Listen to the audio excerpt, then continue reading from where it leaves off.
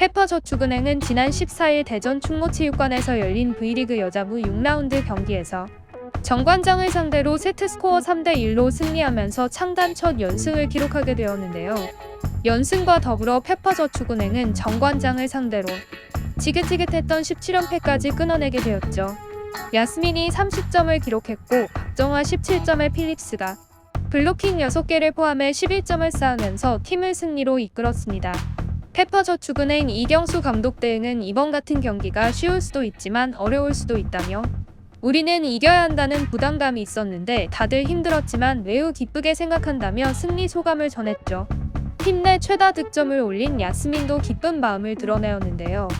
야스민은 정관장을 상대로 처음 이기고 창단 첫 연승을 하게 되어 기쁘다며 경기 내용에선 기복이 있었지만 이겨내고 승리를 거둬 자랑스럽게 생각한다고 밝혔죠. 이날 야스민은 한 시즌 최다 서브 3득점을 올리면서 상대 리시브를 흔들었는데요. 야스민은 시즌을 치르면서 스파이크랑 플로터 서브를 번갈아 가면서 했는데 이번에는 감이 좋았다며 가장 많은 서브 득점을 올리면서 그동안의 갈고 닦은 시간을 보상받은 것 같아 기쁘다고 전했습니다. 지난 시즌 현대건설에서 뛸 당시 야스민은 허리 부상으로 시즌을 완주하지 못했는데요. 건강한 모습으로 페퍼저축은행 유니폼을 새롭게 입었고 본인이 세운 시즌 완주 목표에 도달하기까지 단 한 경기만을 남겨놓고 있습니다. 야스민은 시즌 시작할 때 좋은 컨디션으로 완주하고 싶었다며 마지막 한 경기 남았지만 이룰 수 있어서 기쁘고 열심히 해보겠다고 전했습니다. 공교롭게 정규리그 최종전의 상대는 2시즌 동안 몸담았던 현대건설인데요. 더불어 이날 승패에 따라 현대건설의 정규리그 1위 여부가 결정되는 상황이죠. 현재 1위 현대건설과 2위 흥국생명은 승점이 불과 1점밖에 나지 않는데요.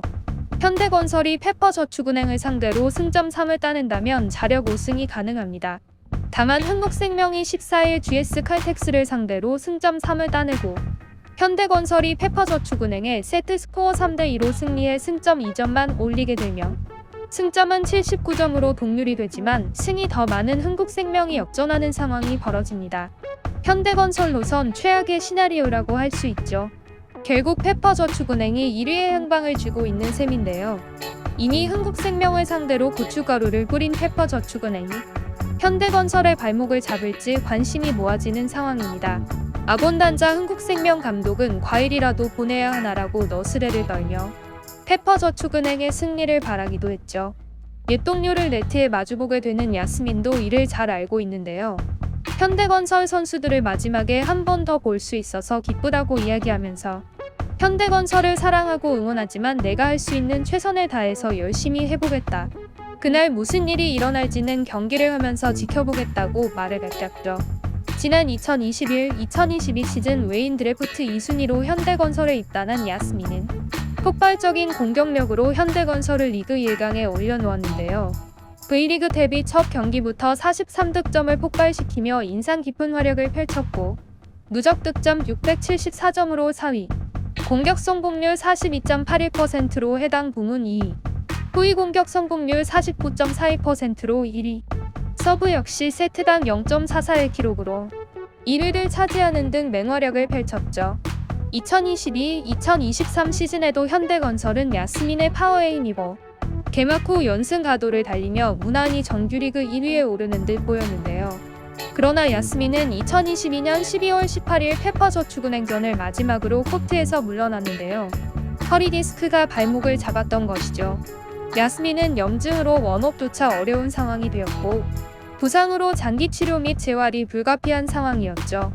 해당 공백은 헌현주가 메워왔지만 한계가 있었습니다.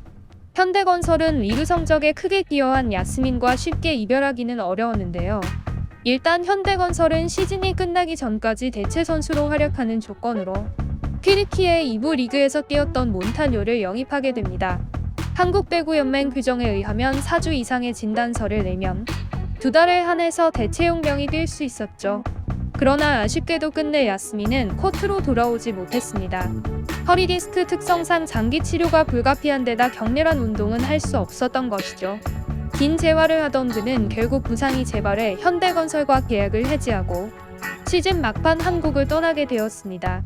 이후 미국에서 꾸준히 재활을 한 야스민은 2023 한국배구연맹 여자부 외국인 선수 트라이아웃에서 페퍼저축은행의 선택을 받게 됩니다. 현대건설에서 맹활약하며 팀을 1강으로 만들어 놓았던 주역인 야스민은 이제 페퍼저축은행 소속으로 현대건설과 이번 시즌 마지막 경기를 앞두고 있습니다. 야스민은 과연 현대건설이 2위를 결정지을 수 있는 경기에서 어떤 모습을 보여줄까요? 현대건설을 떠났을 당시 야스민의 심정이 경기에 영향을 끼치지는 않을까요? 현대건설과의 계약 해지가 야속했다면 더욱 투지가 불타오르지는 않을까요? 외국인 선수의 활약이 팀의 승리를 크게 저하는 만큼 야스민이 과연 어떤 모습을 보여줄지 많은 사람들의 관심이 집중되고 있습니다.